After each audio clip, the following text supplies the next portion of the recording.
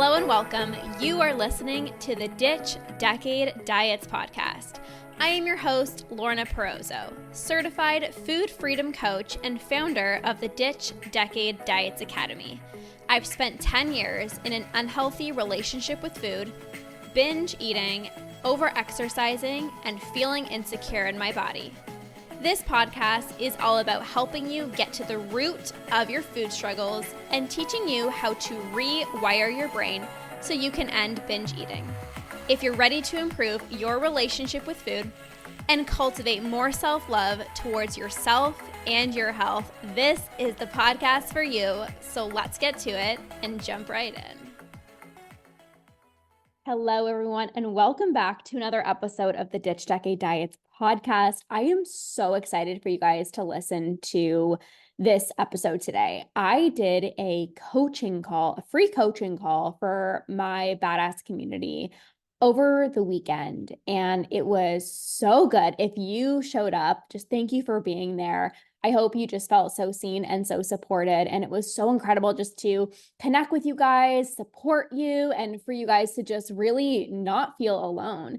And it was so good. There was so many golden nuggets, and I'm like, I need to share this with my podcast community. So I'm going to go ahead and share this coaching call, and this is what I do in the Academy. The Academy is my 4-month signature group coaching program where you get personalized coaching with me. So you're going to hear people, were able to drop their questions in the chat. But when it comes to my Academy program, you actually come on Zoom and we chat back and forth. Like we have these, intimate conversations. The Academy is a small group. It's intimate. It's for the people that are ready to end binge eating for good. And I really give you that customized support that you're looking for to become less impulsive with food, eat without guilt, conquer binge eating, be able to just eat when you're hungry, stop when you're full, and have an easy, effortless, balanced relationship with food. And one of the best parts about the Academy, which all of you guys should literally be in the Academy, like the Academy is the place to conquer because you learn all the core principles to stop binge eating. All of my programs are included. So you get the Academy, right? So the Academy modules, you learn the proper tools to rewire your brain. But you also get access to all my programs. So you learn how to get rid of your binge urges. You learn how to heal body image. You learn how to master intuitive eating, how to eat intuitively and trust your body to know how much to eat without having to weigh and track and measure your food. And how to stop nighttime eating. Those 4 things, the nighttime eating, getting rid of your binge urges, healing body image, and learning how to eat intuitively are the core principles that you're going to learn. And it really just is so incredible to see the clients that come into the Academy, their entire lives change. Like not only do they conquer binge eating, but their lives change. They're able to be present with their family. They're able to just get their mental real estate back because they're not thinking about food 24/7. So I'm excited for you to listen in again to this Q&A. And if you are ready for that support, if you're ready to be part of a bomb ass community that's going to reassure you that you're not alone, if you're ready to have me, somebody who conquered binge eating, is now 4 years binge free, that can literally share with you step by step how to conquer binge eating as well in a way that fits your lifestyle, in a way that's customized to you, you're definitely going to want to be in the Academy. This is the place to be. So I'm going to go ahead and play the podcast episode. And if you're interested in the Academy, then you can just message me, Academy. If you've been listening to the podcast for a while and you're like, okay, like this is the time, I feel like this is a sign, like I am ready. Like this is the year. I'm ready to conquer binge eating. I'm ready to stop diets. I'm ready to heal my relationship with food. Just DM me on my Instagram, Academy, and I'll share all the details with you. This is truly, truly, truly, truly, truly the place if you want to sustainably end your binge eating for good.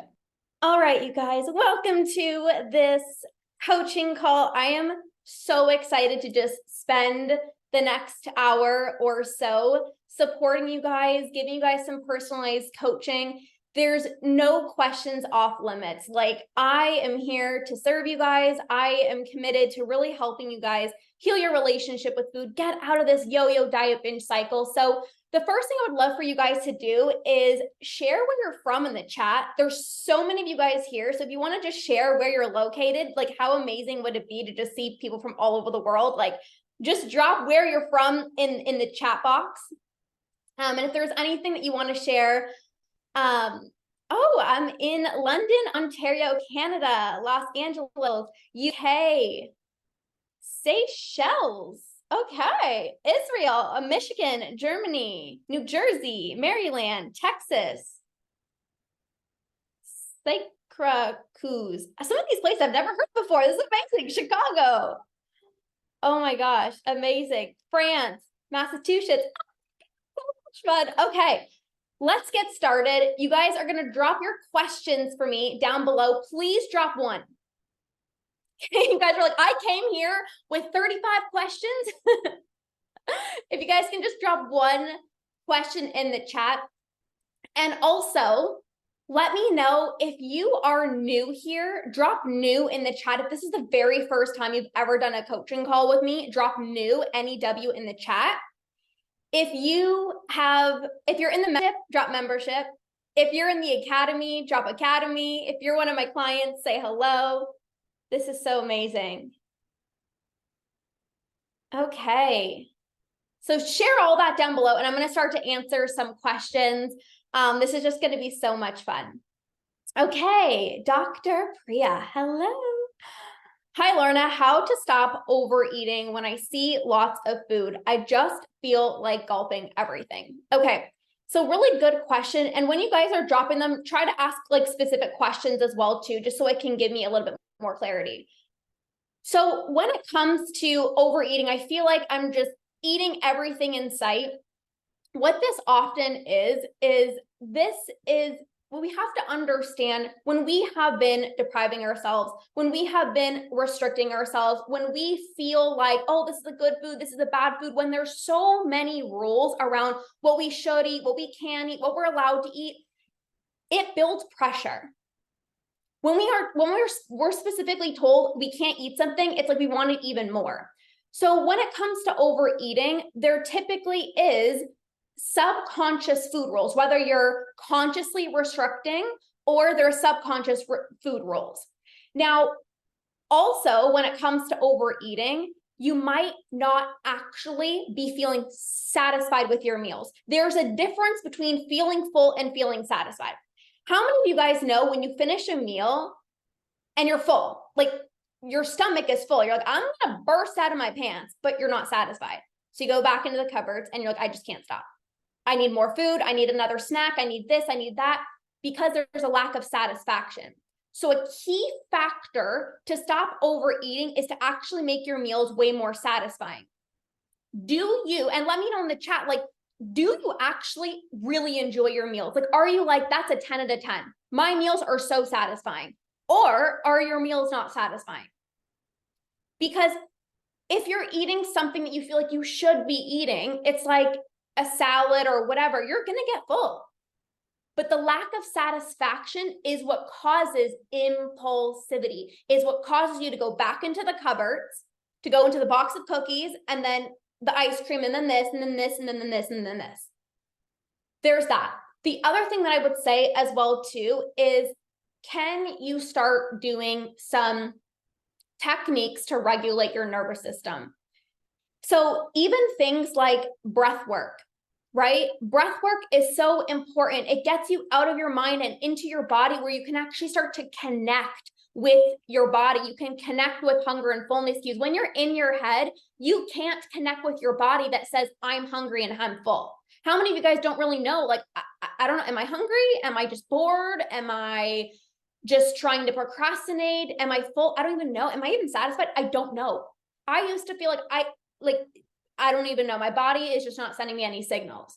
So if you're in your head, you can't connect to your body. When you engage in certain breathing patterns, breathwork techniques, you get into your body and actually start to feel, yes, I'm hungry. This is a physical hunger cue. This is an emotional hunger cue. This is a habitual hunger cue. So definitely regulating your nervous system with some breath work would also be super helpful. And then the last thing that I would say is no guilt, no judgment, no shame when eating. These three things, guilt, shame, and judgment, blocks your body's ability to experience satisfaction and pleasure and to connect with your body. You can be eating the most delicious foods, cookies, but why can't you just stop at one or two? Oh, I shouldn't be doing this. Oh, I'm such a failure. Guilt, judging yourself. What are you doing? You shouldn't be doing. You said you want to lose weight last week. You got a trip coming up in 2 months. Like, what are you doing? The guilt and the shame and the judgment actually blocks your body's ability to experience pleasure. So you're eating the food, you can't even taste the food because you're not feeling the pleasure. So even noticing when you're starting to eat a lot of food, are you judging yourself? Are you telling yourself, no, you shouldn't be eating this because you said you wanted to lose weight last week? Are you telling yourself you shouldn't be doing this and you shouldn't be doing that? Okay. So hopefully that was helpful. Okay. Noah, it's so good to see you. I know we chat in the DMs once a few days ago. I actually ate so good this last almost month. I felt I can control my urges and eat good. Also listen to my cravings. The last 24 hours, I couldn't stop eating food and sweets during all day. What can I do? So guys, this is so important. How many of you guys want to get off this like hamster wheel of like doing well for a short period of time, like having Maria's like waving her hand. She's one of my Badass Academy clients. It's like, how many of you guys want to like hop off this roller coaster where you're like, okay, I can do well for a short period of time, but then I fall off track. So if you are managing your urges, Carly's like, yes, me. If you are managing your urges, you're going to have a few binge-free days followed by weeks of binging. I'm going to explain the difference between the two. Managing your binge urges is when I feel the urge to binge, I'm going to try to not give in. I'm going to just stay busy. I'm going to just drink a bunch of water and I'm going to drink a bunch of tea and I'm going to go to bed early and I'm going to, fingers crossed, I'm going to try to not give in. This will work. Short term. This will work and you will have a binge-free week, maybe even a binge-free month. If you really muster up the courage, I'm going to go to bed early. I'm going to try harder. I'm going to, fingers crossed, I hope I don't give in. I'm just going to, I'm going to try to motivate myself to not do it. Getting rid of your urges is what's going to sustainably help you to not feel the urge to binge. No matter if you are home alone or you're around sweets or it's during the day or it's in the evenings, it's all about getting rid of your urges. So the thing that I would say about this is if you feel like you can control your cravings, your urges sometimes, you might just be managing it. How many of you guys can relate to managing your urges? Maybe you are distracting yourself. You're trying to stay busy. You're trying to motivate yourself. That doesn't get rid of the urges. Things that can help you get rid of your urges is like, again, I talked about at the very beginning, like the satisfying meals, right? Having those satisfying meals, not just the lowest calorie option, right? Actually making sure that you're eating regularly throughout the day so that you're not waiting too long and then all of a sudden you have an urge. Actually honoring your cravings. How many of you guys have this weird relationship with cravings where it's like, I shouldn't be honoring my cravings, but that is what causes an urge. You guys are so motivated. I know it. You guys are badasses. Like you guys are disciplined. You guys are motivated, but you might be using your motivation towards not giving into your urges, which is actually something that you don't need to be doing. Some of you guys are trying to muster up the courage to not eat the cookie and not honor your cravings when that's actually causing an urge, right? So there could be certain things that you're doing right now that you think might be helpful. And it's like, oh, I'm doing so good. I'm not eating chocolate or, I'm just trying to stay busy, but those things actually don't get rid of urges. Okay. So again, you want to be making sure all your meals are satisfying. You want to be eating enough throughout the day. You want to also, another kind of piece here is about the cravings, right? Like we have to shift our relationship with cravings. It's not bad. It's not wrong if I eat a cookie throughout the day. I know it's going to feel backwards because diet culture told me I better not eat a cookie throughout the day because God forbid I eat a cookie throughout the day. I might mess up the whole day. When you start honoring your cravings, you have less urges. Drop in the chat, less urges equals less binges. Less urges equals less binges. The less urges you're going to have, the less binges you're going to experience. And if you want to stop binging on an entire box of cookies, we actually need to allow ourselves to honor the cravings. Okay. So hopefully that was helpful. And I mean, it was amazing that you felt good for the month. And now it's time to just like sustainably really get rid of those urges. Okay, let's keep on going here. How to cut off sugar completely. I am heavily pre-diabetic. Okay, so this is a really good question. And what I would say is you do need to be mindful.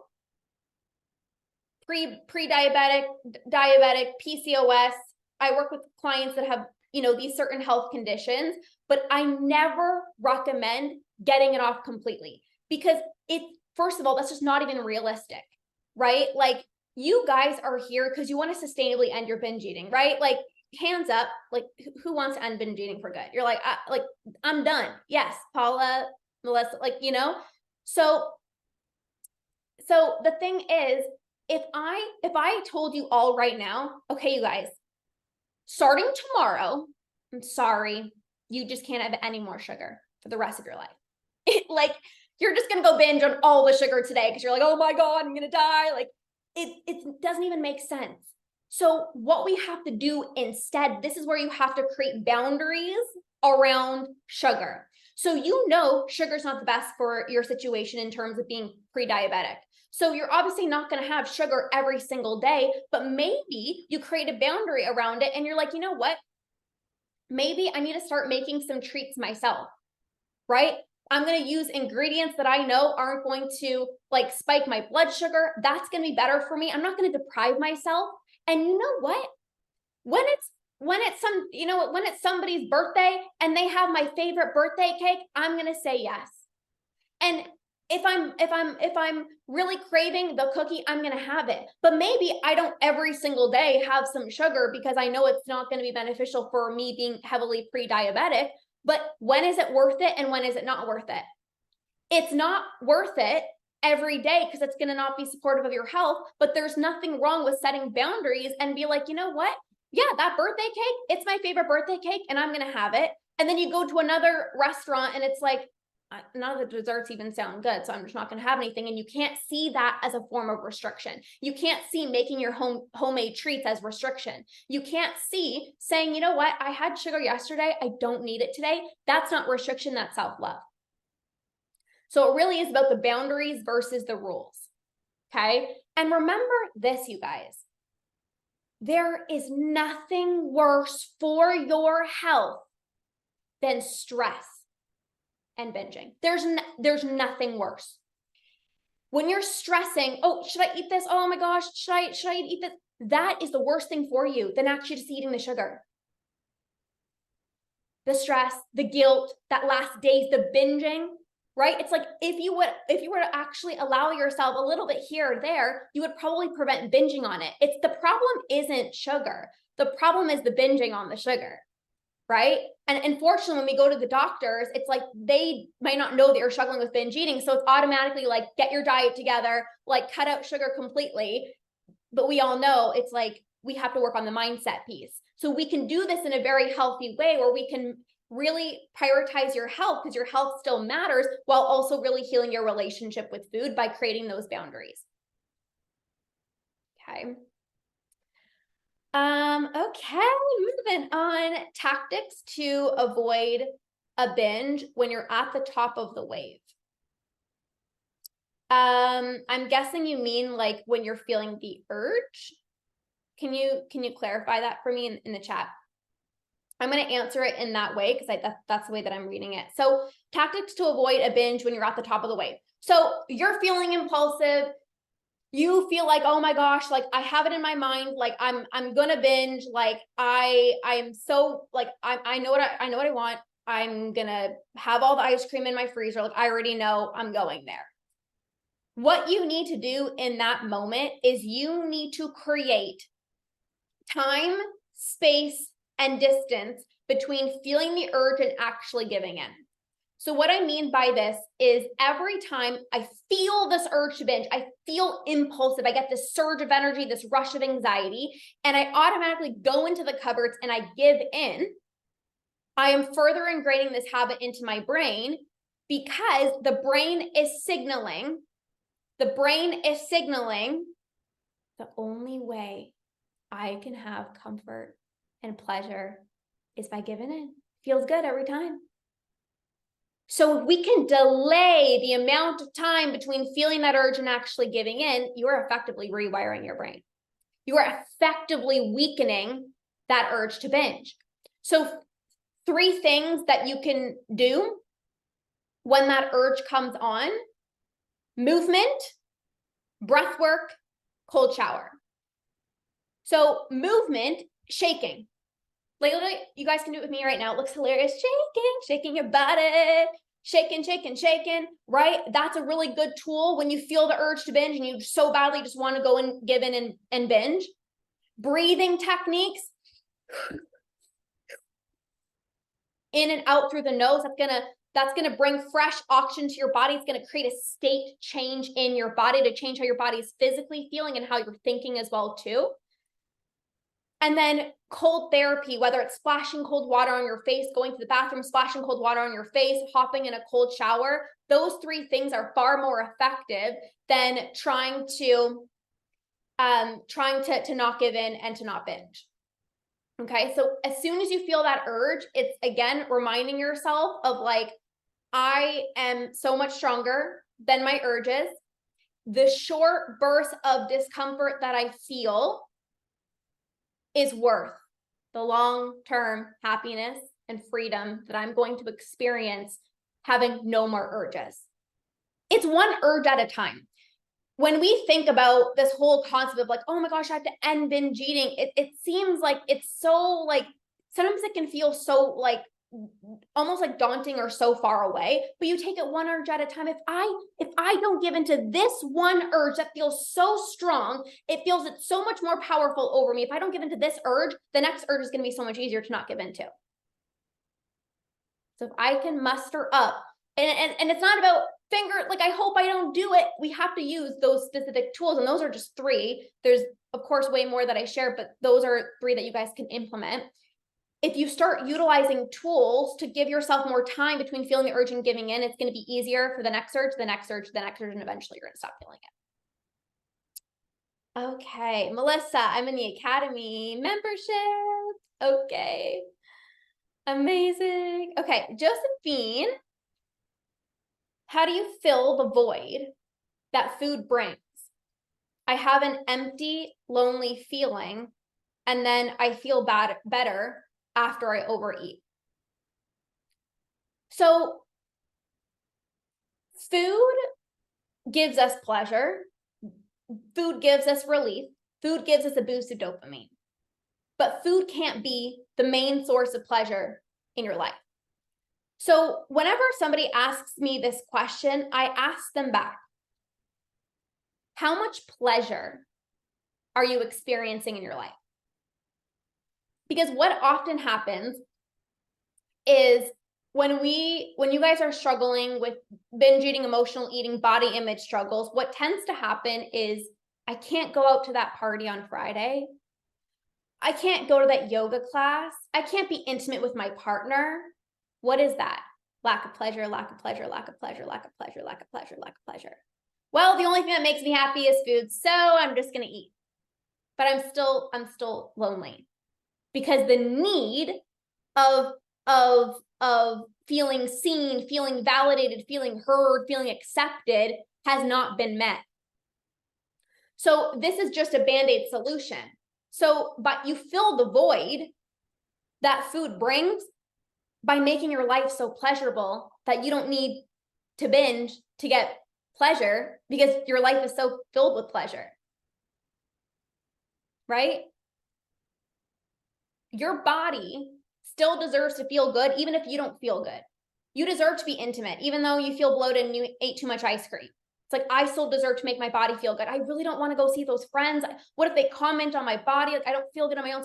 You show up anyways. You show up anyways. You laugh, You have fun, you make memories. That's going to heal your relationship with food far faster than staying at home and isolating yourself. More pleasure equals less binges. Let's just drop that in the chat. More pleasure equals less binges. More pleasure equals less binges. Okay. And I say this quite often, but it's like, what if you were like, the goal is to be so high on your own life that you don't need the high of a binge. That right there. Make your goal to feel so high on your own life that you don't need to get the high off of a binge.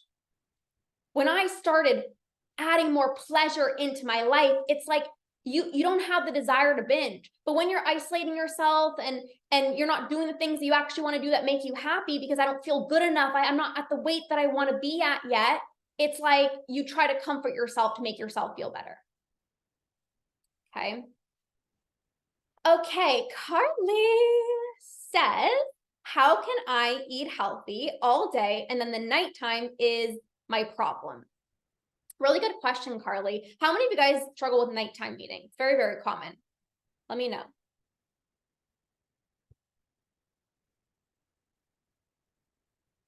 Yes, me. Paula, it's so good to see you. I see you taking notes. You're just an amazing student. Kelly, Angela, Melissa, Donna, Jen's here. Specifically after work. Yes, yes, yes. Okay, so let's talk about nighttime eating. So when it comes to the evenings, right, you have to first understand the way your brain works. First thing in the morning, your brain is most fresh, so to speak. You haven't made any decisions yet.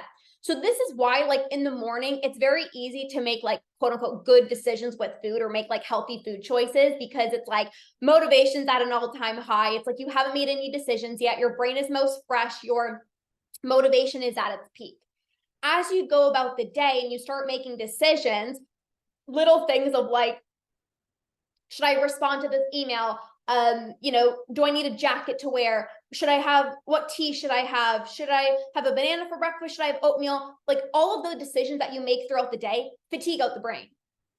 So come the end of the day, when you're trying to make these decisions of like, or you're trying to like promise yourself like no eating after 7 o'clock, it's like your brain just reverts to what's easiest and what's most familiar, because your brain is tired. Your brain is fatigued.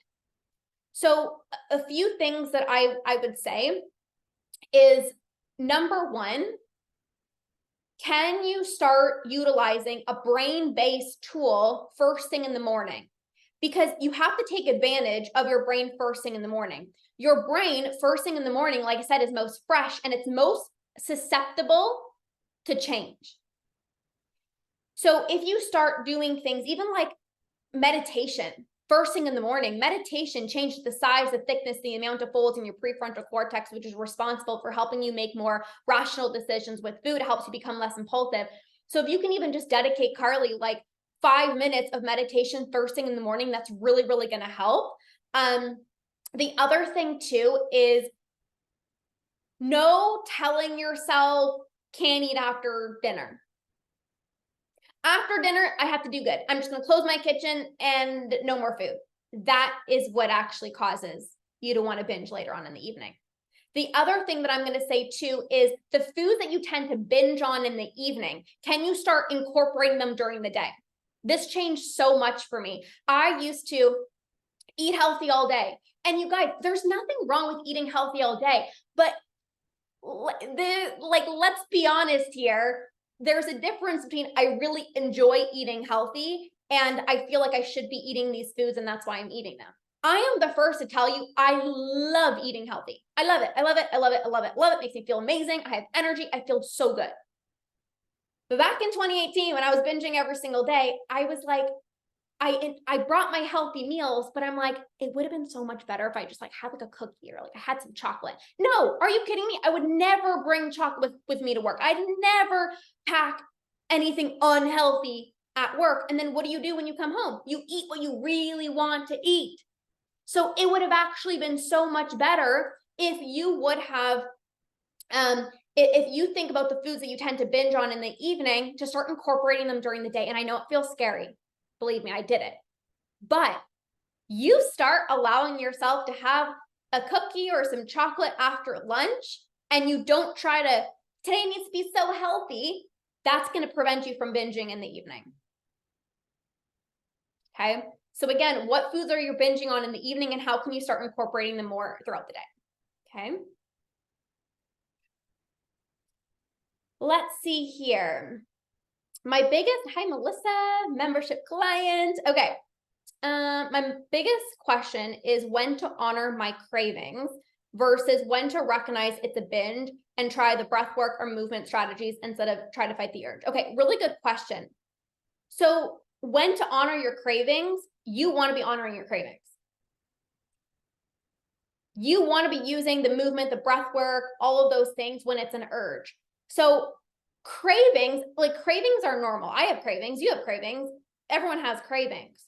So a craving, it's like, it's not, it doesn't feel like this out of body experience. A craving is like, ooh, that sounds good. Oh, I remember, yeah, I still have a cookie left over. Okay, I'm gonna have that. Like, it's just like, oh, it sounds good. You don't feel like in your body, oh my gosh, got the house to myself. You're rushing to the cabinets because your partner just left, and you know that like surge of energy, that rush of anxiety. That's the urge, that's the binge. When you start to feel like I don't have any control, when you start to feel like somebody is taking over your body, that's the urge. That's what you don't want to give into, because that's what further ingrains this habit into your brain. Versus a craving, it's just like, you know, it'd be so good after lunch right now is just a piece of chocolate. Like, that'd be so good. But you don't honor that, and then that's what it turns into an urge. So when to honor your cravings, literally honor the cravings.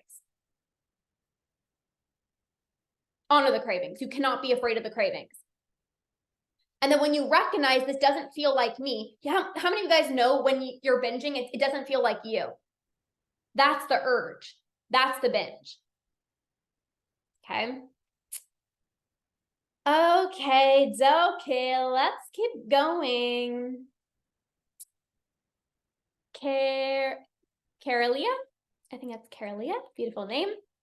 Okay, how to deal with learning to trust your hunger.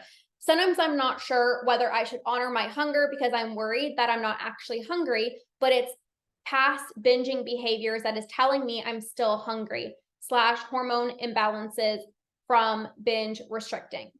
Okay, so when it comes to trusting hunger and fullness cues have become muted and blocked through years of dieting and not paying attention to them.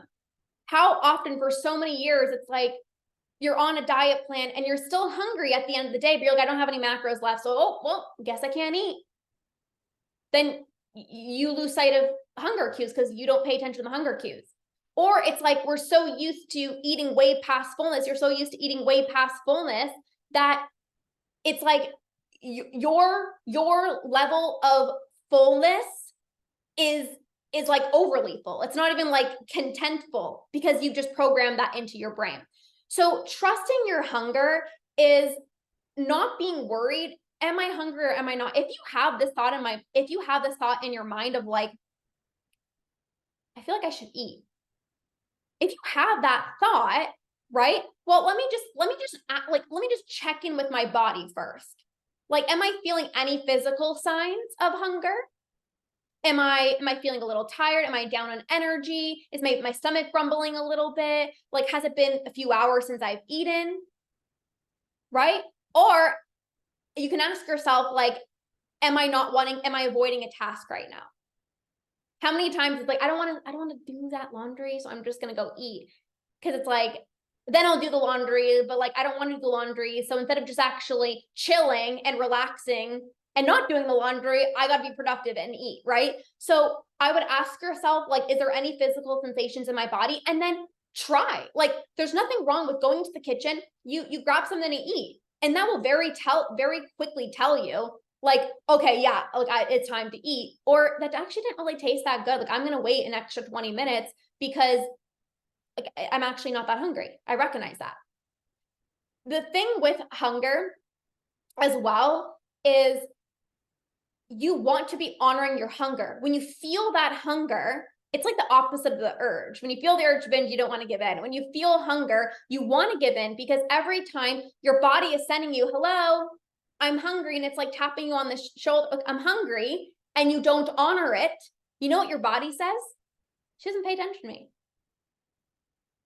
So why am I going to send her a signal? She's not listening.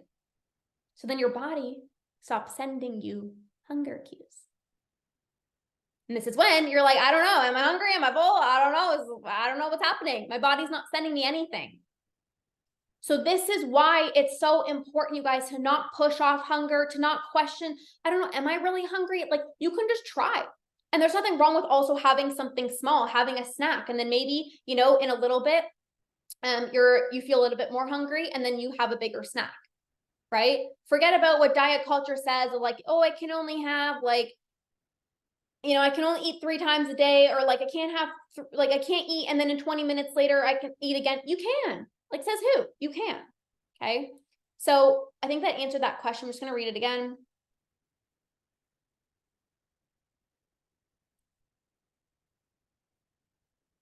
Yeah.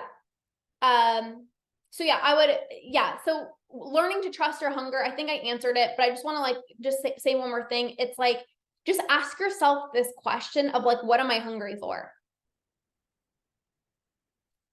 Because if you can't really answer it, it's probably not food.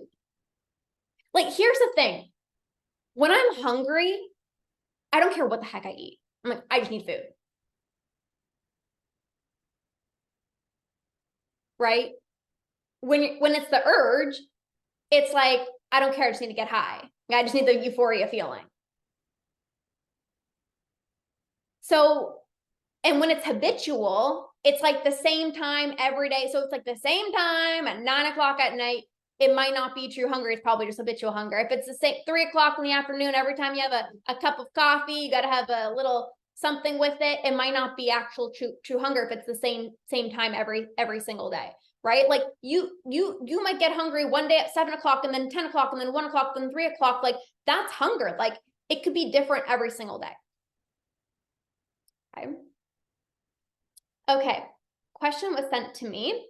I feel that sometimes I have literally no excuse, not emotional, not bored, not happy, and I still binge for no reason. I feel extremely guilty and shame myself and feel embarrassed. I used to put grief as an excuse, but my time passed and every aspect of my life is better, so I have no excuse. Why do I keep going for it? Such a good question. And if you guys have noticed with the way that I support clients, even the content that I post out there, you don't binge because you're stressed. You don't binge because you're emotional. You don't binge because you had, you know, there's things going on in your life, because there's things going on in everyone's lives. But why do some people come home after a long, stressful day and they put their feet up on the couch and they relax and they cuddle with their husband or their partner, versus somebody who has a stressful day and they go right to the pantry and stuff themselves? It's because there's that urge. People who have a normal, balanced relationship with food get stressed. I get stressed. I'm a human being. But why do I no longer stuff myself or turn to food to self-soothe? Because I don't have the urge anymore. And it's like you said, it's really easy to blame stress. It's really easy to blame grief. It's really easy to, you know, and don't get me wrong, we do need to learn how to process our emotions. We do need to learn how to regulate our nervous system. But you don't want to tell yourself that I'm binging or I'm emotionally eating because of XYZ, because that's a really good way of justifying your behaviors with food. So what it sounds like, it's like, why do I keep going for it? Habitual. This is it, you guys. I want you to think back to, when was the first time you remember binging? Can you guys all drop it down below? When was, like, do you remember like the very first time? Mine was like grade 8. I was like 14 years old, I think, something like that. When do you guys remember the first time you binged? If it's been 5 years, 10 years, 15, 20 plus years, that is 10, 20, 30, 40 plus years of this habit being ingrained into your brain. So a habit, age 14, I honestly don't remember, right? So junior high, more than 30 years ago. Yeah. So that's a long time of feeling the urge and giving in. Right? So what happens is your urges become more intense over time. From the first time that you binge, it was like, oh, like I kind of didn't really know what I was doing, but then like I was sometimes able to like not give into the urges. And then it feels, as you continue binging, it becomes even harder and even harder and even harder to not give in because the urges are becoming more intense over time. Right? So this is where you guys have to not look for deep meaning for why you binge. You binge because you have the urge to binge. You binge because it's a habit, it's out of habit. You've done it once, twice, 5 times, 50 times, 100 times, 1,000 times. The urge becomes stronger and stronger and stronger over time. So don't feel, you said like, I still binge for no reason. I feel extremely guilty. There is a reason. Like it is habitual, right? And this is why, you guys, I always talk about rewiring the brain. If you guys want to end your binge eating, it's all about rewiring the brain out of these habitual cycles. We got to not give into the urges. Because again, you don't give into your urges, the urge becomes less intense over time. You started binging by wiring this habit into your brain. If you want to stop binging, you got to rewire this habit out of your brain. Okay? So don't beat yourself up. And every time that every time you feel the urge to binge, it's like, again, reminding yourself of like, if I don't give into this urge, it's going to be easier. Just make sure you guys are muted. If I don't give into this urge, the next urge is going to be less intense. Okay. And we no need to blame external factors of like, oh, this happened or this happened or this happened. I work with so many clients that have had, stressful times, changing careers, things happening in their life, super stressful moments, traumatic moments in the past. But why are they able to stop binge eating? Because when you get rid of the urge, it doesn't matter how stressed you are. It doesn't matter if something happens to you or there's a hard moment that you're going through. It's been 4 years since I've binged. I've had challenging times in my life still, but I don't binge because I've gotten rid of the urge. Okay.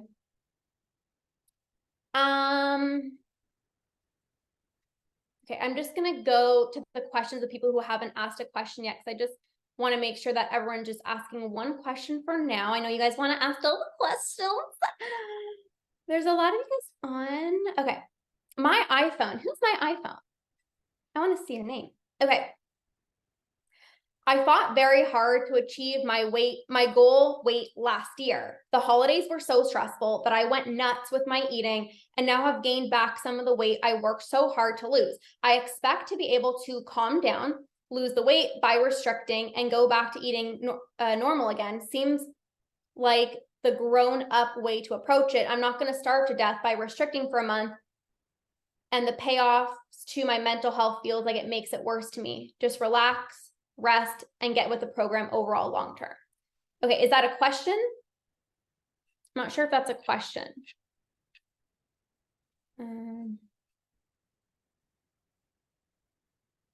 Okay, let me know if that was a question. I don't know if you just wanted to share that.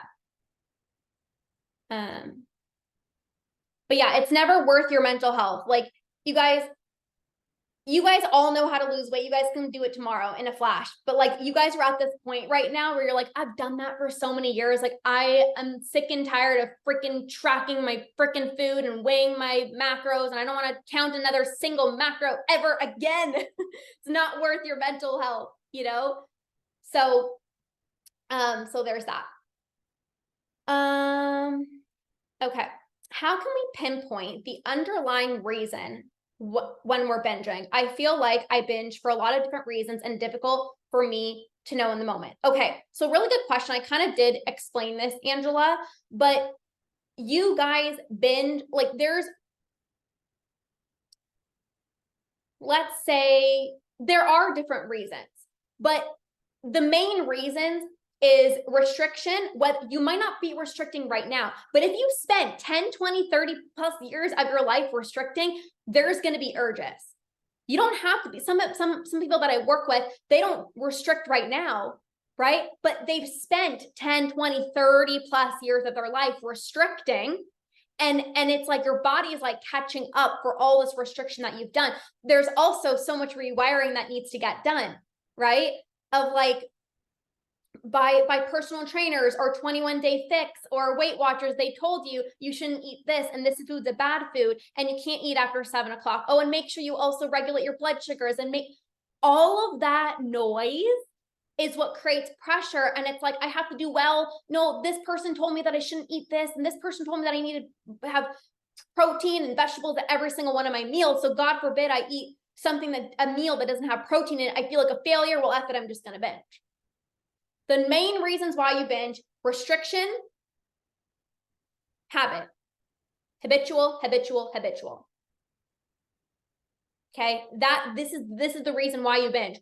Now, of course, it's like there also could be mental restriction. So if you're not physically restricting yourself, there could be mental restriction. So you're allowing yourself to eat the bread, but the entire time you're judging yourself for it. Like I said at the beginning, judgment, guilt, and shame blocks your body's ability from experiencing pleasure and satisfaction. So you're eating the bread, you're not even tasting the bread. And you're like, I'm not restricting, but you are, because you're judging yourself. You're feeling bad for doing something that you shouldn't feel bad for. Okay, so that's what I would say, Angela. Like, a lot of people want to know this deep reason, like, what is the reason? And sometimes people feel like, I just need to know the reason, and then I'm going to magically stop my binge eating. And it's actually more simple. It's like, it's a habit in the brain. It's not easy, but the concept is simple. And sometimes people don't want to come to terms with that, because it's like, oh, I kind of wish it was like more of like a daunting thing. It's not. It's just, okay, it's a habit. It's a habit ingrained into the brain. Okay. And that's also going to help you too, Angela, in moments where you binge. It's actually going to help you, because instead of being like, okay, what did I do today? Okay, like, what happened? Did somebody trigger me? Instead of like giving so much time and energy to the meaning of why you binge, it's like, oh, it's just a child throwing a tantrum. It was just, it's just a habit ingrained into the brain. Like, don't give it so much meaning. Don't give it so much time. Okay. Jocelyn on Weight Watchers, been very successful. Lately, I keep giving into eating everything, and now I'm at a standstill. Okay, Jocelyn, can I give you some tough love? I'm going to do it. You got to get off Weight Watchers. Like, that's just it. Any type of plan, whether we think it's restrictive or not, but it's not restrictive, because as long as I eat these points, then I'm okay. And like, I don't mind eating the food, but we can't be, when you're healing your relationship with food, you can't be told you can only eat X amount of things or watch your portions, because ending binge eating is not about the portions. It's about, I feel like a broken record, but it's not even about the food, right? It's not about the food. So when we're trying to focus on, should I have one cup of pasta? Should I have 15 cashews? It's like, it's not about that. You have to become less impulsive. You have to get back into with your hunger and fullness cues. Weight Watchers doesn't help you become less impulsive with food. Weight Watchers doesn't get rid of your urges. Weight Watchers doesn't tell you, is this a physical hunger cue? Is this an emotional hunger cue? Weight Watchers doesn't help you feel less guilty with food. Healing your relationship with food and doing the work that I'm sharing now is what will. Right? So don't be blaming yourself of like, I've been so successful and now I'm not successful. Some things can work. And when I say work, but work in the sense of weight loss, but it's not what's needed to reprogram your brain and to stop your binging, right? Because I think all of you guys can probably think about like a diet that quote unquote worked, in the sense that it helped you lose weight, but you were still thinking about food 24/7. You were still obsessing over calories. You're still having these urges, right? So it's like, unless we actually do the work to actually heal your relationship with food, get back in tune with your hunger and fullness cues. Once you do that, Jocelyn, and you get back in tune with your hunger and fullness cues, you eat when you're hungry, you stop when you're full, you make peace with trigger foods, you regulate your nervous system, you get rid of your urges. Not only, Jocelyn, are you gonna be able to stop your binge eating, but your weight will naturally take care of itself and keep it off long term. This is what I help my clients with. This is what I can help you with. Because the thing is, it's like if we're just dieting, we don't actually get to the root of why the weight keeps coming on and why we're binging. It's just a band-aid solution, just like I talked at the beginning about managing your urges.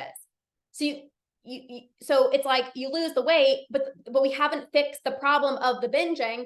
So then the weight comes back on, and then, oh my God, I'm getting so much weight. I got to try again. I got to go back on Weight Watchers. I got to do a different plan. And then it's like, okay, muster up the courage, got to do this, 8 weeks, whatever. And then it's like you lose the weight again, but the problem still arises. This is why people yo-yo diet. This is why people yo-yo diet. And it's none of your guys' fault. Like, I lived that life for 10 years. Like, I got sucked into diet culture as well, too. But if healing your relationship with food is very, very, very different than going on these diet plans to just temporarily lose weight. You can this is what I want to say. If you just focus on weight loss, you'll lose weight and still be binging.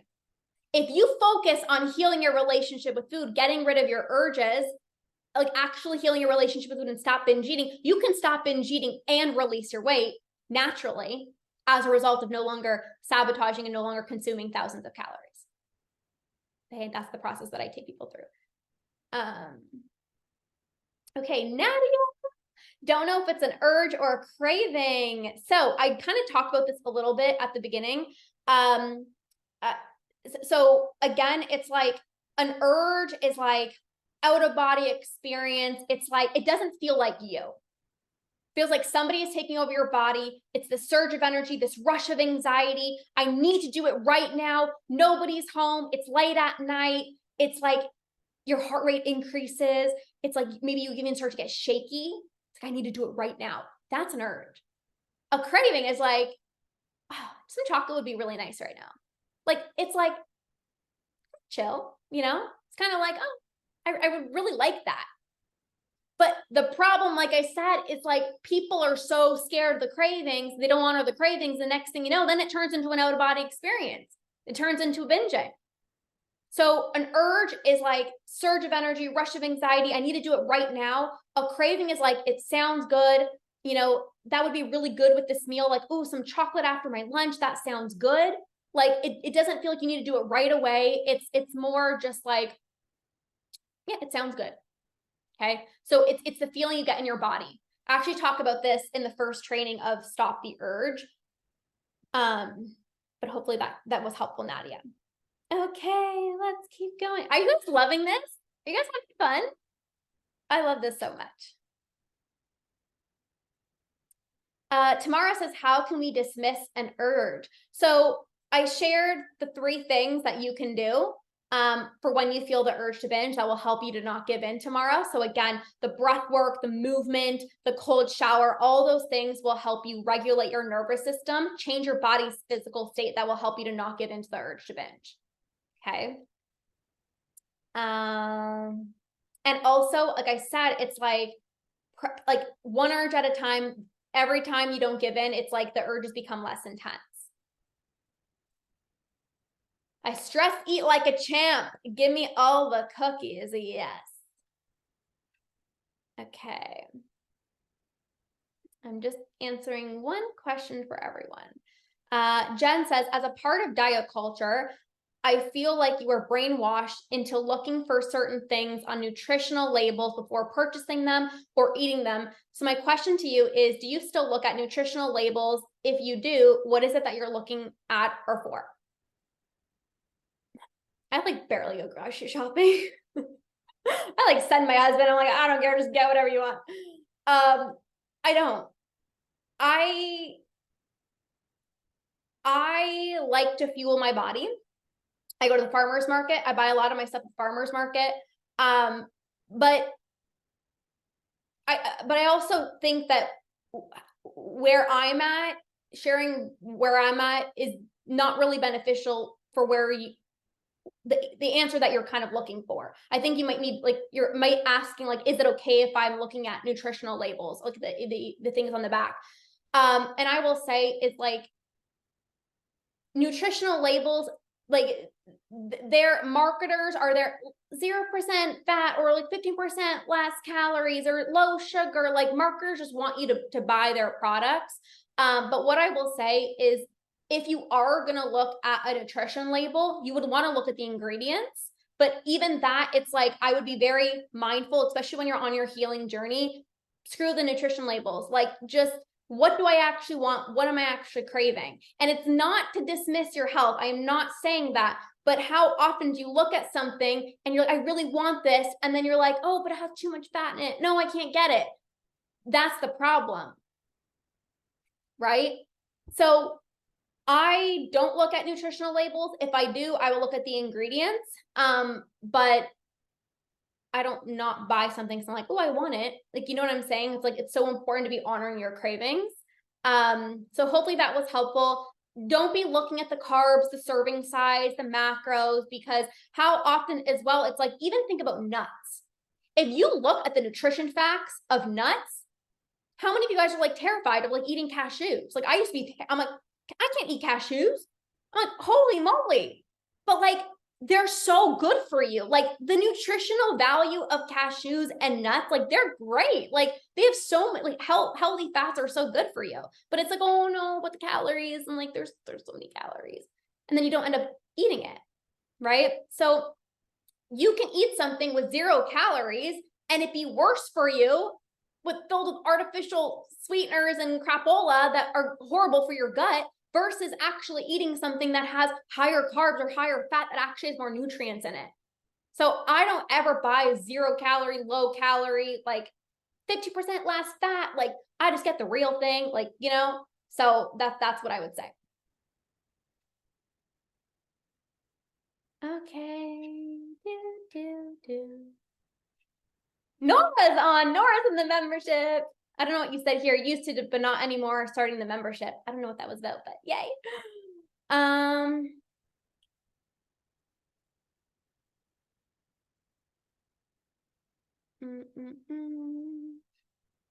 Okay, just make sure you guys are putting one question in the chat. Okay, Paula said, I feel so brainwashed by all the different diet plans I have followed. It's so frustrating. This is very frustrating because when you learn something or somebody tells you something, it's so deeply ingrained into the brain. It's like you can't unlearn it. Like I remember, you know, when intermittent fasting was a big thing, it's like, God, you can't eat before bed, like 3 hours before bed. And I used to literally go to bed sometimes like so hungry because I'm like, I can't eat. And it's like, this is where you got to trust your body better than any freaking diet plan out there. Nobody knows your body better than you. Nobody knows your body better than you. Diet culture says you can't eat after 7 o'clock, but you're hungry at 9 o'clock, so you eat. Diet culture says, gotta have, 21-day fixed portion containers can only fit in these little boxes. And you want more than that, you eat more than that. You know, this is where it comes to self-trust. And I know self-trust gets broken after all these years of dieting, but I think a lot of the times we know when we're hungry, we know when we want more, but we don't listen to that because it's like, but I shouldn't be hungry. I just had a meal at 12 o'clock. I shouldn't be hungry. It's 12:30. I shouldn't be having a snack. But that's your body sending you a signal. And if we can have a better relationship with the signals that our body is sending us, just like going to the bathroom. When your body sends you a signal, hey, it's time to go to the bathroom, there's not like, should I wait 20 minutes? Wait, my partner hasn't gone to the bathroom. Like, should I go? It's like, when you think about it like that, it's like, you just kind of laugh, like we question ourselves, but it's like, you feel the urge to go to the bathroom. You just go to the bathroom. Right? And it's like, you feel the urge to get seconds, you go get seconds. You start training your brain. I can trust my body. I can trust my body. And you know what? Rewiring the brain is a lot of doing the exact opposite of what you've been told. Diet culture tells you don't honor your cravings. Healing your relationship with food, honor your cravings. Diet culture tells you don't eat after 7 o'clock. It's like, I'm going to eat when I'm hungry. Like it's really doing the opposite of what we've been told. That's what rewiring the brain is, right?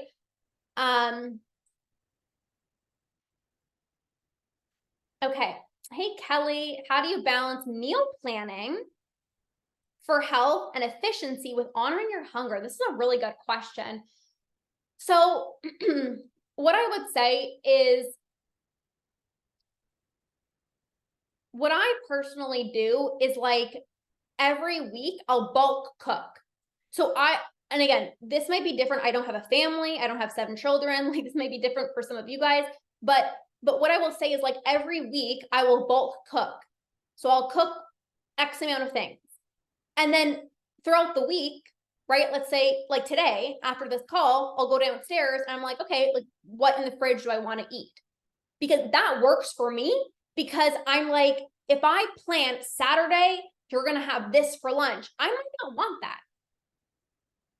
I might not want it. If you tell me, okay, Thursday you're going to have chili, but I might not want chili on Thursday. So I don't operate like that. But I understand if you have a family, you might want to plan your meals. That's no problem. But then on that day, right, let's say you plan to have chili for the family or whatever, and just asking yourself, is this actually what I really want? And maybe you make chili for the family, but you're like, you know what, actually feels like I actually really want a salad. And then you have the salad, and then maybe you have the chili the next day for lunch. Like there's nothing wrong with that.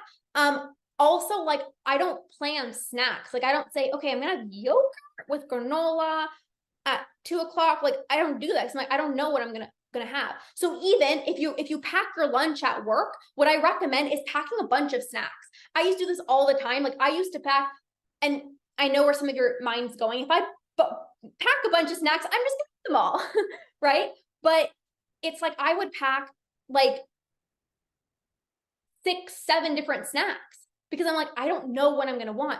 This is where also the nighttime eating comes in, because it's like you just brought one snack, you just brought the apple, but you're like, I don't want the apple. Well, it's the only snack I have, and I'm hungry, so I'm just gonna eat the apple.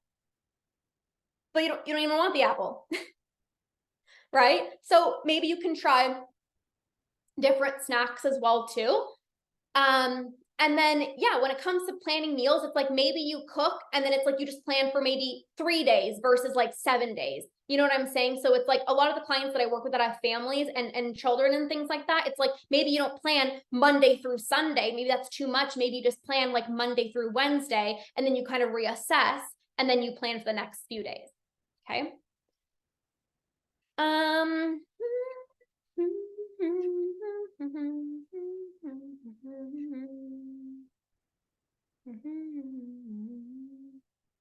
Okay, let's see here. Yeah, people are always going to make comments about what you're eating, how much you're eating. Like that's just a given fact. And the more confident you are in your decisions, the less you judge your food choices, the less you're going to believe other people are judging yours. When you're judging your food choices, you believe everyone else's eyes are on yours.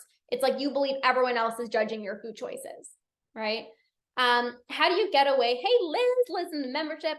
How do you get away from mental restriction and self-judgment? I'm aware I have guilt, as I've actually allowed myself to eat what I want, but don't know how to fix my mindset. Okay, when it comes to guilt, there's a really awesome game you can play, if you want to call it a game, or a certain activity that you can do when you're feeling guilty. So let's say you're feeling guilty for eating a bowl of pasta. I don't know. What's true? What's not true?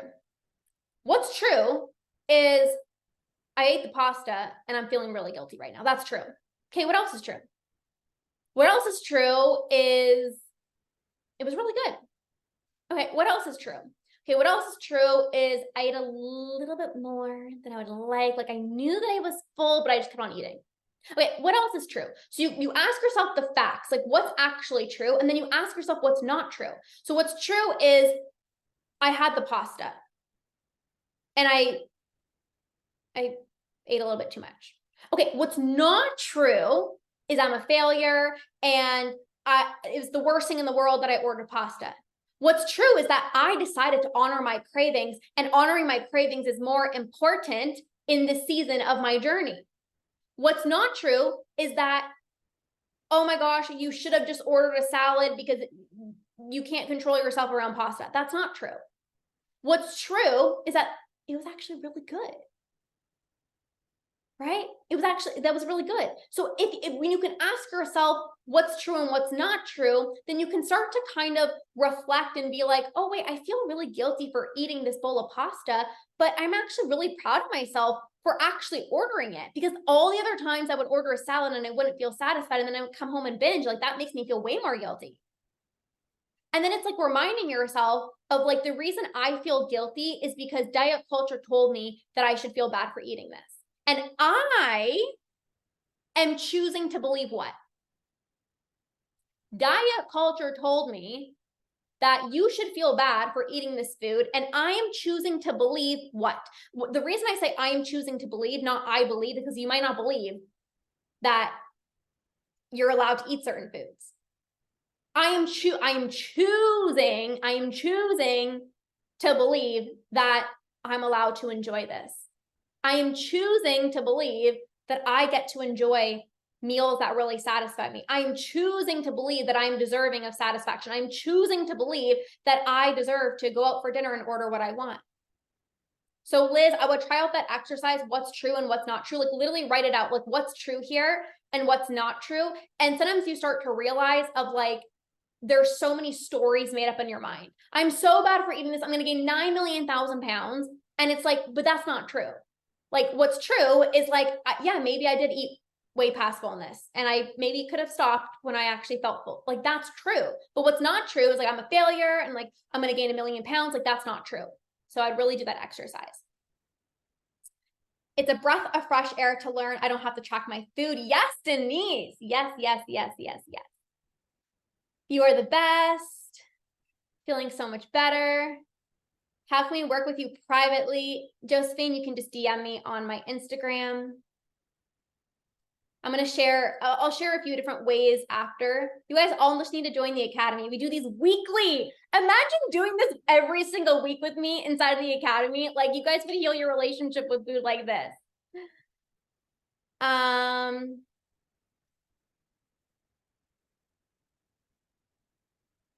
Okay, how to deal with having a big meal, which was 100% satisfying.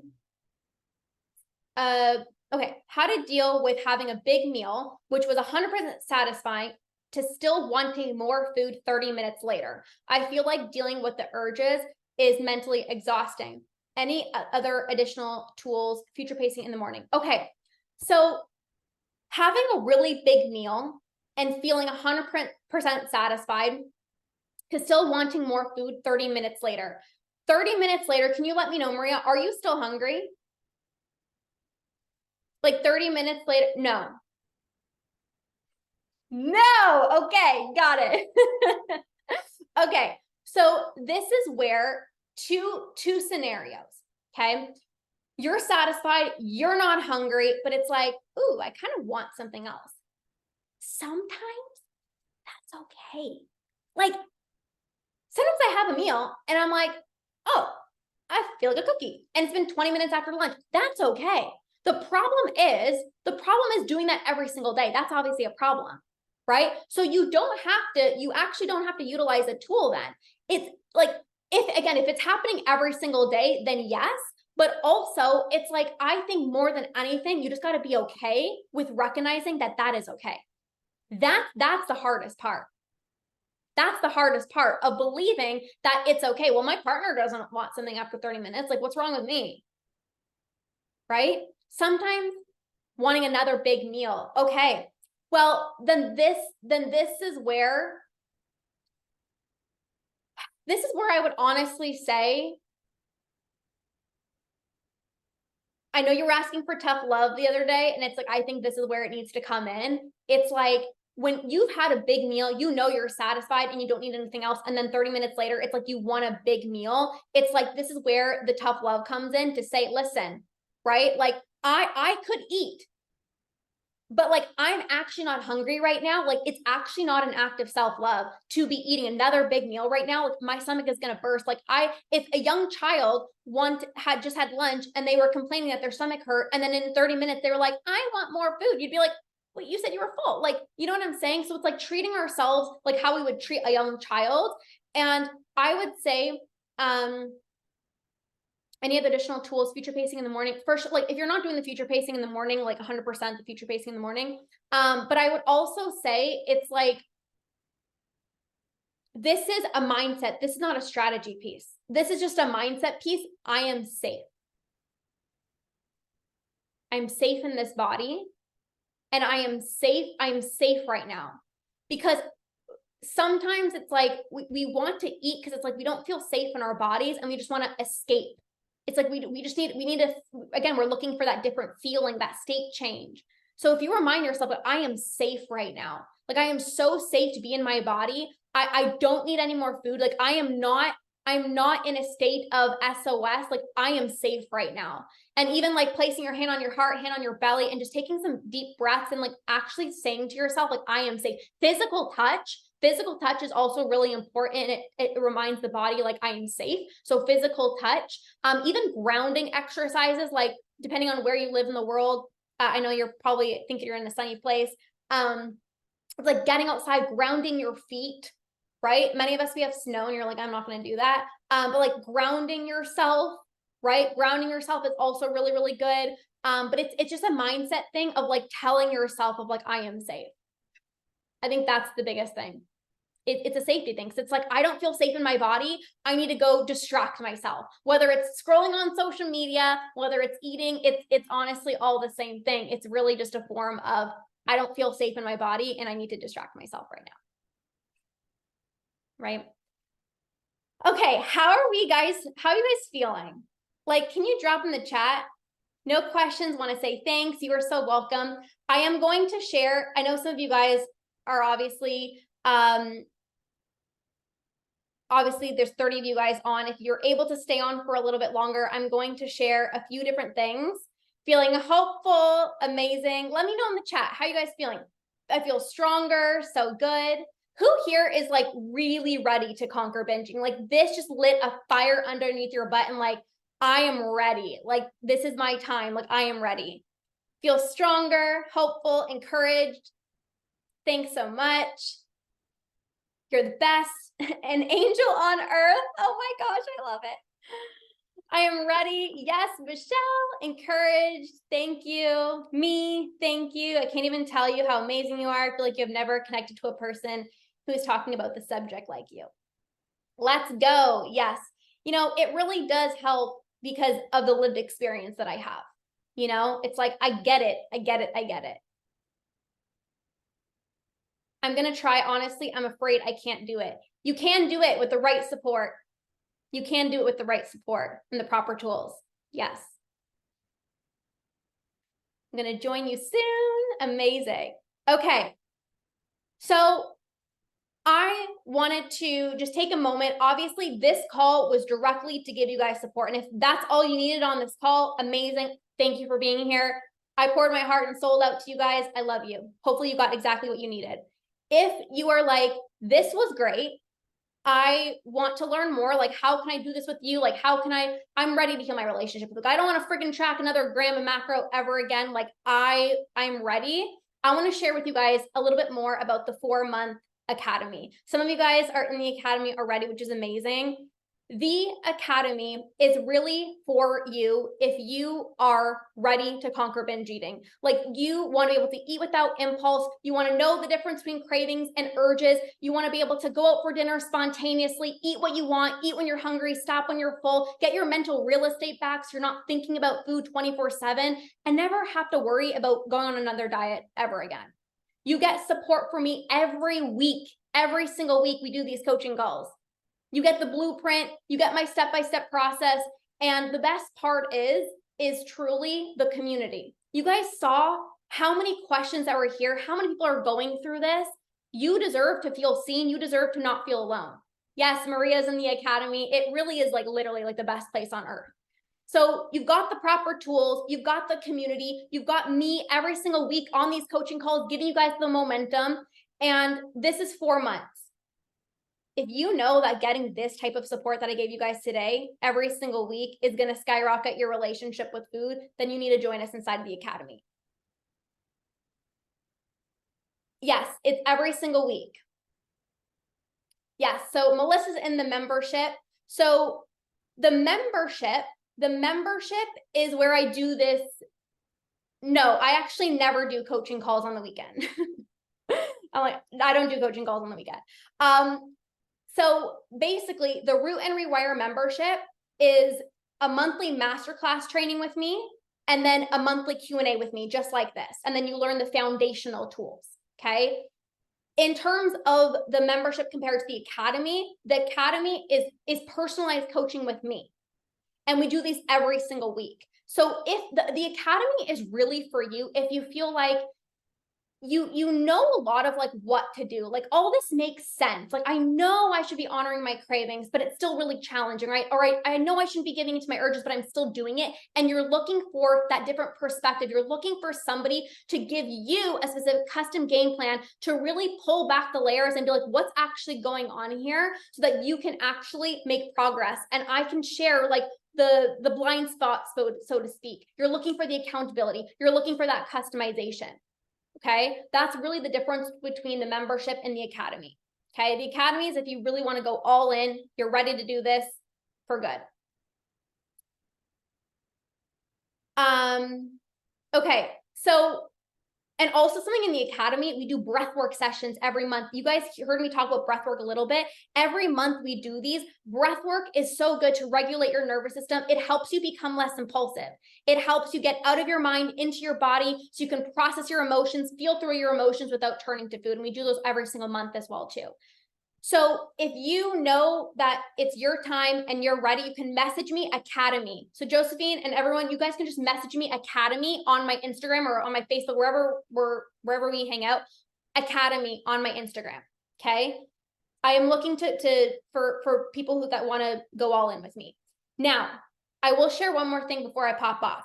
If you're not quite ready for 4 months, but you really enjoyed this and you're like, I love this, like this is amazing, like I want to do this. I don't know if I'm quite ready for 4 months yet.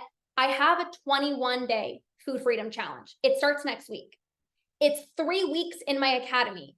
So if you want to kind of just like dip your toes in, so to speak, and you're like, yes, like I know that like I'm ready to do this, but like I just kind of want to like take my towel, dip in the toe, and I just want to have like 3 weeks, like really be able to just start momentum, kickstart my journey of healing my relationship with food. That starts next week. Because you guys are all here, you're going to save $100. So if you also want to join the 21-day food freedom challenge, you can message me. That one for the 21 days, it's regularly $555, but you guys can join. You guys save $100. It's $444 or 2 payments of $266 for the 21-day, and we start next week. It's personalized coaching. You learn all the foundational tools. You get a weekly coaching call with me. There's the breathwork session, a custom movement plan, so you can still feel good in your own skin. All the details, you can just message me. But if you're ready to do this, the academy is really the place to be. If you're not ready for a full 4 months, you can dive into the 21-day with me. It's 3 weeks in the academy, and then you can always choose to upgrade. All right, you guys. Thank you so much for being here. If you're ready for the academy, DM the academy. If you want to dip your toes in and you want to join the 21-day, just message me Freedom and I'll send you all the details. You're welcome, Paula. Thank you so much for being here. Yes, thank you. Oh, I'm so glad, Noah. Thank you, Jen. Thank you, Angela. I appreciate you guys so much. I love you guys so much. Have an amazing rest of your day, and we'll see you guys soon.